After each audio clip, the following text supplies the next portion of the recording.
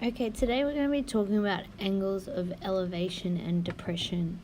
So what we're going to use these angles for, it's just to help us set up the triangles for our problem solving with worded problems for trigonometry. So the angle of elevation is when someone's looking up at an object, and the angle of elevation is measured between the horizontal line and the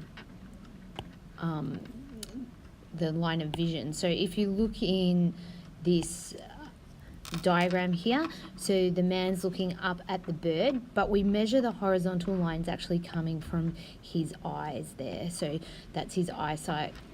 You measure straight out from that line, that would be the horizontal. So the angle that you're measuring is from here upwards.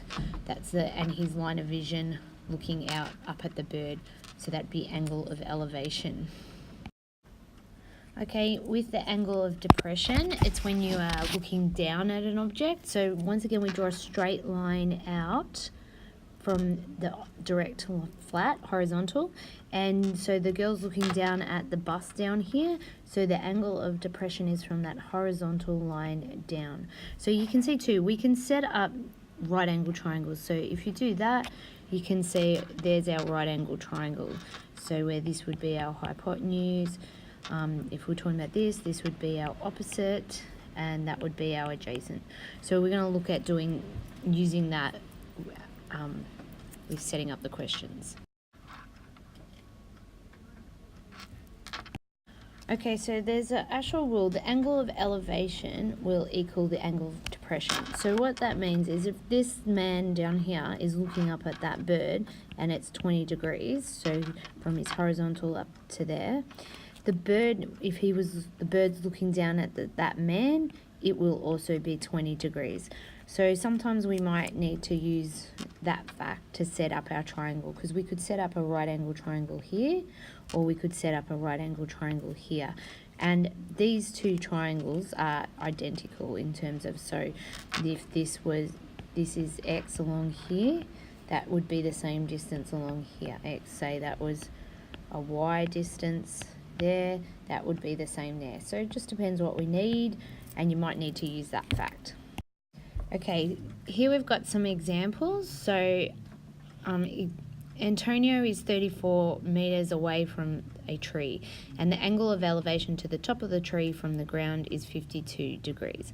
What is the height of the tree to one decimal place? So it is always good to draw a diagram. So we're going to draw a diagram, and that should be your first step when doing worded problems like this. So we've got Antonio down there, and we've got our tree. Now they've said to the top of the tree from the ground, so there, so we're saying from the ground, so the ground is our horizontal, and we're saying the angle of elevation is 52 degrees. Okay, so now they're asking in the question is what is the height of the tree. So I would say this is the question, and I'm going to label it X. Okay, and we also got told that Antonio is 34 meters. So I've got this is 34 meters down here. So if we went and labelled, we can see we've actually got a right angle triangle in there if you draw that in there, like that. So if we go to label our triangle, we have the opposite side and we have the adjacent side. So if we're thinking of Sokotoa, it's actually the toa we're going to use because we have O and we have A.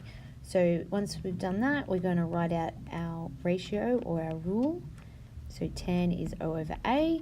We're going to substitute in. So tan 52 equals X over 34. And then what you're going to do is with your graphics, calculator, you can press the solve and type that in.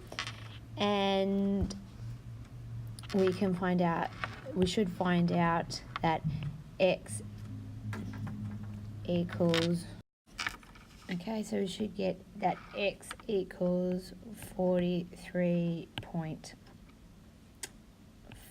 because it said and this is meters because it was in meters over here. So if you don't have the graphics calculator, you just type 34 times 1052 into your scientific calculator.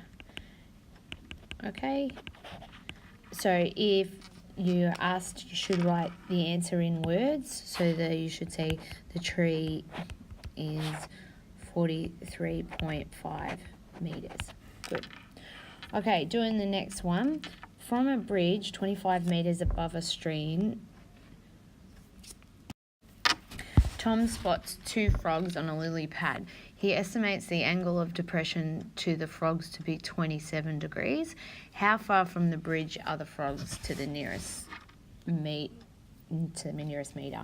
So once again, we're going to draw a diagram. So you don't have to do any high tech. So I'm just going to pretend this is the bridge. So that's the bridge. I've got Tom standing on the bridge down here.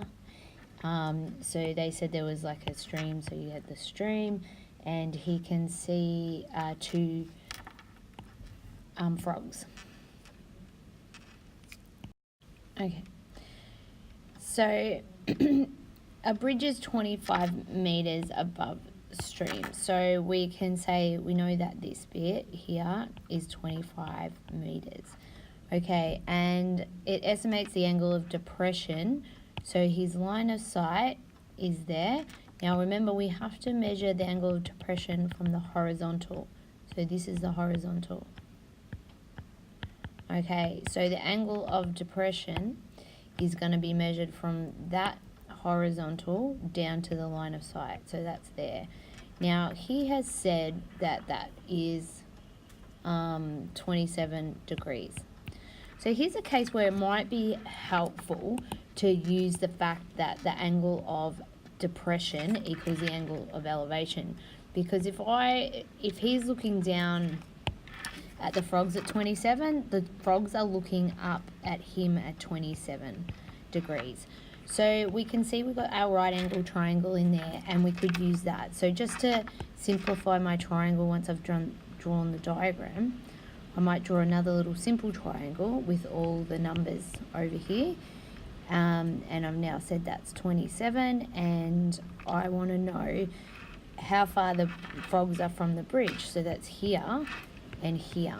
So off we go, we'll label our triangle. So I've got opposite over adjacent. So I'm going to use tan again with this one. So tan theta equals O over A. So tan 27 equals 25 over X. And once again, you can use solve if you like. So we're going to use the solve in there on your calculator and go comma X, and we'll find out what X equals. So to the nearest meter, I got 49 meters. Okay, if you were doing it on your normal scientific calculator, what you're actually going to type in is you'll do 25 divided by 1027. So if you need that, that's on the scientific. You just type this bit in. All right, and that's it.